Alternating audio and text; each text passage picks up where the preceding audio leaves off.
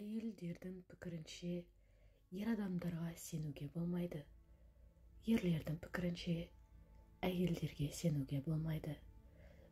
Біреуді де шығып мұның жынысқа байланысы жоқ, тұлғалық қасиетіне байланысы бар демейді.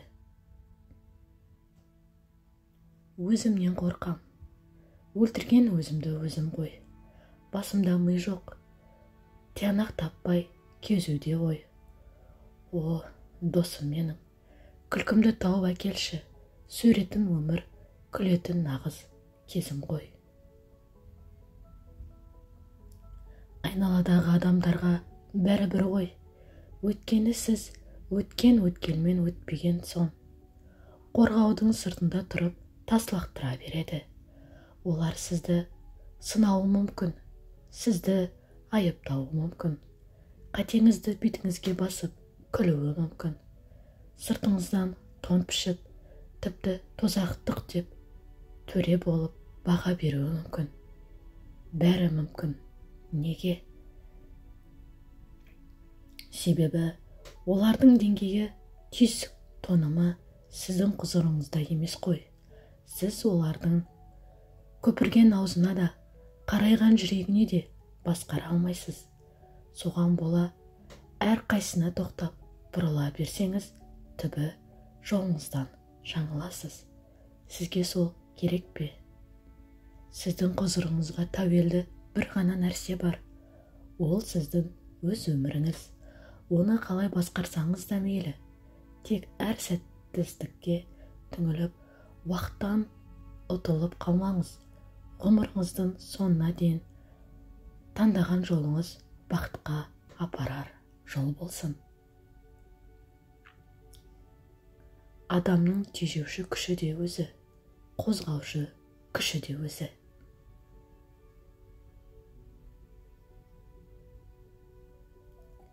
Өмірде ақ пен қара бір жүретіні секілді. Бұл екеуі де қатар жүруі қажет. Әрдайым тек тежеліп, тартынып жүруге де әсте болмас. Жеткелі тұрған жетістігінен құр қаласың. Үнемі көштің соңында қалу түбі ұлы өкініш, кейін бейшара халге жеткізеді. Немесе керісінше үнемі алға қарай оза шаба беру де кейде сәтсіздікке ұрындырып жатады. Адами құндылықтан айырып, тіпті эгоның құрбаны етуі мүмкін.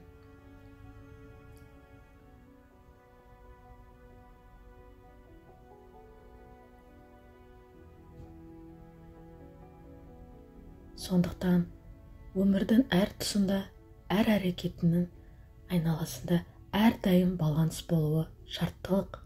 Ол негіз. Ал алтын орта дер кезінде тоқтай алатын, сабыры мен дер кезінде алапат күшті еңсіріп тастайтын рухы бар адам ғана ұтылмайды, ұмтылмайды. Өзгелерді жоғалтып алам деп қорықпаңыз. Өзіңізді жоғалтып алудан қорқыңыз.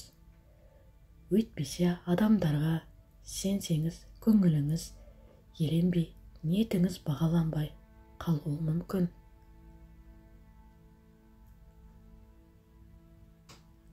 Түбі олардың өмірінде болмағандай ұмтыласыз. Өткені сіздің қалауыңыз, сіздің бақытыңыз, жүріп өткен жолдарыңыз өзгелер үшін маңызды емес. Олар өз өмірін сүріп жатыр. Құрбандыққа барудың қажеті жоқ.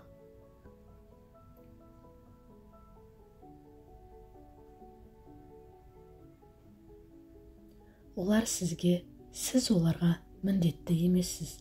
Соңында көп күтіп, бүлініп шаршаған күйіңіз ғана қалады. Сол себепті өзіңізге деген сау қатынасыңыз ғана маңызға ие. Қалғанын бәрі күте тұрсын. Ғұмырыңыздың тең жартысы тек күтумен өтіп жатыр. Қай жағынан қарасан да, біз тым көп күтеміз.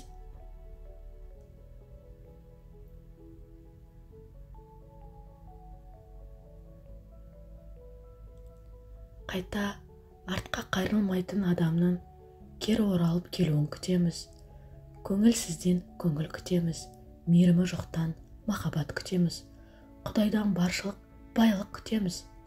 Жоқтан бар күтеміз.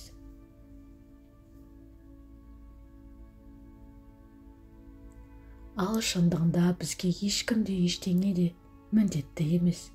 Кеткен адам оралуға, сіз күткен көңіл мен махаббат беруге. Ал Құдай байлық пен көмкеріп қоюға түк те міндетті емес. Ал егер әлде бір тұстан, әлде қандай бір жақсылық келе қалса, ол сізге деген махаббаттан деп біліңіз, міндеттен емес.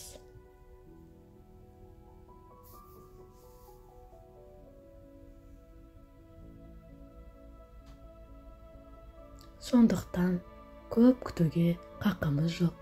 Жағдайдың жақсысын күтетін емес, сол жақсылықты жасайтынның қатарынан болуға ұмтылайықшы. Бәрі өзіміз үшін ғой.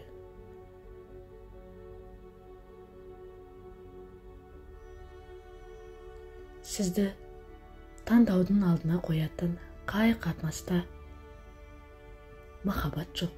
Махаббат таңдаудан тұрмайды.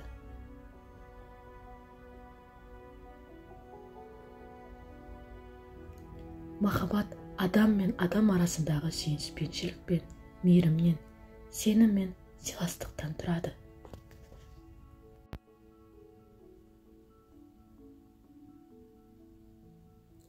Сізге тиген теңіздің тамшысындай болса да, құрмет бар адам жақынның таңдау алдына тастауға ұялады.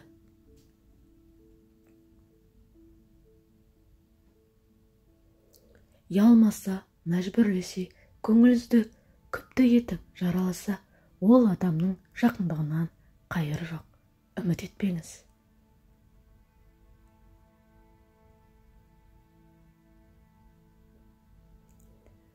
Өзіңді жалғыз сезінген кезінде екі есе сақ болу керек. Себебі көп қыз осы сәтте әлсіз. Сен жақсысың деп жылы қараған кез келгеннің қолынан ұстап кетуге бейім.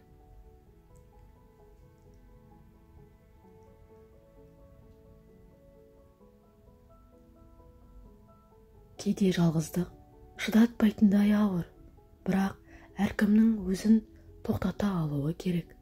Жалғыз қалмау үшін кез келгеннің соңынан еріп кетер болсаңыз, бұған дейін дұрыс таңдау шешімдеріңіздің жуырда көрінер нәтижесі не болмақ? Не үшін осы сәтке дейін сонша шыдап келдіңіз?